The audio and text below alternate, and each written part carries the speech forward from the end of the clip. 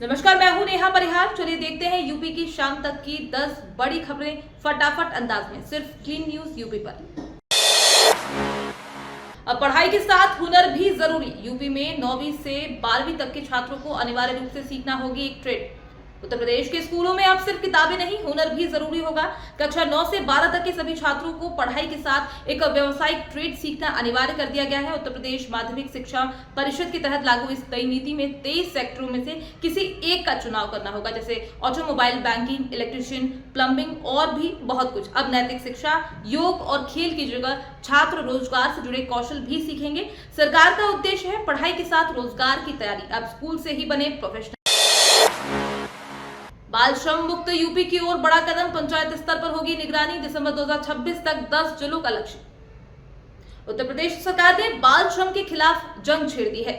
Child labour free Uttar Pradesh mission के तहत दिसंबर 2026 तक 8 आकांक्षात्मक जिलों और 2 मंडलों को बाल श्रम से पूरी तरह मुक्त करने का लक्ष्य रखा गया है। अब पंचायत स्तर पर निगरानी होगी। आंगनबाड़ी कार्यकर्ता, पंचायत सचिव और स्कूल प्रबंधन समितियां मिलकर बच्चों का पूरा डाटा जुटाएंगी। सरकार का फोकस साफ है, हर बच्चा स्कूल में हो, काम में नहीं। अब कोई भी बच्चा सिस्टम से बाहर नहीं रहेगा। यही है मिशन बाल श्रम मुक्त यूपी।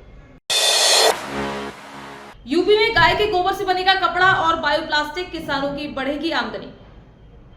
उत्तर प्रदेश में प्लास्टिक प्रदूषण के खिलाफ अब गाय का गोबर बड़ा हथियार बनेगा। मुख्यमंत्री योगी आदित्यनाथ की पहल पर राज्य में निराश्रित गौवंश मिलने वाले गोबर से बायोप्लास्टिक, जैव polymer, bio textile, eco paper board और कपड़े बनाए जाएंगे।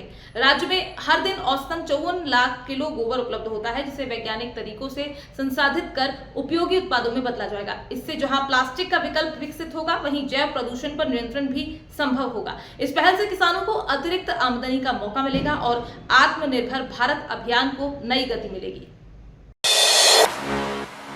युवाओं के कौशल विकास में एआई का सहारा। महिला और दिव्यांग प्रशिक्षकों को आरक्षण। उत्तर प्रदेश सरकार ने युवाओं के कौशल विकास को नई दिशा देने के लिए अब आर्टिफिशियल इंटेलिजेंस की मदद लेना शुरू कर दी है। यूपी कौशल विकास मिशन के तहत 2025-26 के लिए रिकॉर्ड लक्ष्य तय किए गए हैं। प्रमुख सचिव व मिशन निदेशक के नेतृत्व में पहली बार एआई प्लेटफॉर्म के जरिए जिलों की औद्योगिक जरूरतों, संसाधनों और रोजगार क्षमता का विश्लेषण कर लक्ष्य बांटे गए हैं। खास बात यह है कि इस योजना में महिला और दिव्यांग प्रशिक्षकों के लिए आरक्षण भी तय किया गया है। सरकार का दावा है ये कदम युवाओं को रोजगार से जोड़ने में क्रांतिकारी साबित होगा। स्कूल मर्जर पर बैकफुट आई सरकार। सपा ने घेरा। आपने 2 अगस्त को स्कूल बचाओ आंदोलन का ऐलान किया। यूपी में सरकारी स्कूलों के मर्जर पर सरकार के आंशिक यूटर्न के बाद सियासत गर्मा गई है। सपा एमएलसी आशुतोष सिन्हा ने कहा कि सरकार गरीब बच्चों को शिक्षा से वंचित करना चाहती थी, लेकिन पीडीए पाठशाला से डरकर फैसला बदलना पड़ा। उधर आम आदमी पार्टी ने ऐलान किया कि 2 अगस्त को लखनऊ में स्कूल बचाओ आंदोलन किया जाएगा। आप सांसद संजय सिंह ने कहा है कि सरकार स्कूलों को बंद करने के बजाय सुविधाएं दुरुस्त करे। बच्चों को मिड डे मील, शौचालय, बिजली और पीने का पानी तक नहीं मिल रहा है। आंदोलन अब और तेज होगा। कर्मचारियों के लिए खुशखबरी। महंगाई भत्ता 3% बढ़ा, अब मिलेगा 58%। केंद्रीय और राज्य कर्मचारियों के लिए राहत भरी खबर है। महंगाई भत्ते में 3% की बढ़ोतरी तय की गई है। अब कर्मचारियों और पेंशनर्स को 58% महंगाई भत्ता मिलेगा। हरिशंकर तिवारी के मुताबिक 12 महीनों का औसत उपभोक्ता मूल्य सूचकांक 413.472 रहा, जिसके आधार पर 58.17% भत्ता तय हुआ। चूंकि भत्ता पूर्णांक में दिया जाता है, इसलिए ये 58% लागू होगा। वर्तमान में ये 55% दर पर है। बढ़े हुए भत्ते से लाखों कर्मचारियों को और पेंशनर्स को राहत मिलने की उम्मीद है। लखनऊ नगर निगम में 3 नए पीसीएस अधिकारियों की तैनाती। जोनल कुर्सियों पर सस्पेंस बरकरार। लखनऊ नगर निगम में 3 नए पीसीएस अधिकारियों की नियुक्ति से प्रशासनिक हलचल तेज हो गई है। इन अफसरों को सहायक नगर आयुक्त के तौर पर तैनात किया गया है, लेकिन अभी तक किसी को भी जोनल अधिकारी का स्थायी प्रभार नहीं सौंपा गया है। नगर आयुक्त गौरव कुमार ने फिलहाल इन्हें विभागीय जिम्मेदारियां देकर कार्य शुरू कर दिया है। बरसात के इस अनिश्चित मौसम में नगर निगम की सक्रियता जरूरी है, लेकिन जोनल कुर्सियों को लेकर बना हुआ सस्पेंस सवाल खड़े कर रहा है। इन नियुक्तियों को नगर निगम में एक बड़े प्रशासनिक बदलाव के संकेत के रूप में देखा जा रहा है।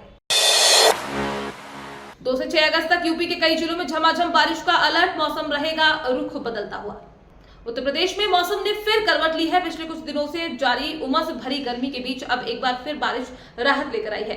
मौसम विभाग ने 2 से 6 अगस्त तक पूर्वी और मध्य यूपी के जिलों में झमाझम बारिश की चेतावनी जारी की। मानसून टर्फ के उत्तर की ओर खिसकने से इन इलाकों में मानसून सक्रिय हो गया। मौसम विभाग के मुताबिक अगले कुछ दिनों तक तेज बारिश के साथ ठंडी हवाएं चलेंगी। अयोध्या के खिलाड़ियों को बड़ी सौगात, अंबेडकर क्रीड़ा स्टेडियम बनेगा अत्याधुनिक। अयोध्या में खेल प्रतिभाओं को निखारने के लिए बड़ा कदम उठाया गया है। मकबरा स्थित डॉक्टर भीमराव अंबेडकर क्रीड़ा स्टेडियम का अब अत्याधुनिक रूप में विकास किया जाएगा। अयोध्या विकास प्राधिकरण ने स्टेडियम के उच्चीकरण के लिए शासन को प्रस्ताव भेजा है। पहले चरण में लगभग 4 करोड़ रुपए की लागत से खिलाड़ियों और दर्शकों के लिए बैठने की व्यवस्था, बिजली, शौचालय, पेयजल और अन्य सुविधाएं विकसित की जाएंगी। इस फैसले से अयोध्या में खेलों को नई गति मिलने की उम्मीद है। यूपी में बनेगा global footwear leather hub, design to delivery model पर तैयार होगा इंटीग्रेटेड इकोसिस्टम। मुख्यमंत्री योगी आदित्यनाथ ने फुटवेयर और लेदर इंडस्ट्री को लेकर एक बड़ा ऐलान कर दिया है। अब यूपी में डिजाइन टू डिलीवरी मॉडल पर आधारित एकीकृत इकोसिस्टम विकसित किया जाएगा। नई फुटवेयर लेदर नीति के तहत उत्पादन, डिजाइन, प्रशिक्षण और रिसर्च को एक ही प्लेटफॉर्म पर लाया जाएगा। मुख्यमंत्री ने कहा है कि ये नीति 22 लाख रोजगार पैदा करने की क्षमता रखती है। साथ ही प्लेटेड फैक्ट्री कॉम्प्लेक्स के विकास का भी निर्देश दिया गया है। आप देख रहे थे क्लीन न्यूज यूपी की 10 बड़ी खबरें फटाफट अंदाज में। जरूरी और काम की खबरों के लिए चैनल को सब्सक्राइब करें और वीडियो को लाइक करना बिल्कुल ना भूलें।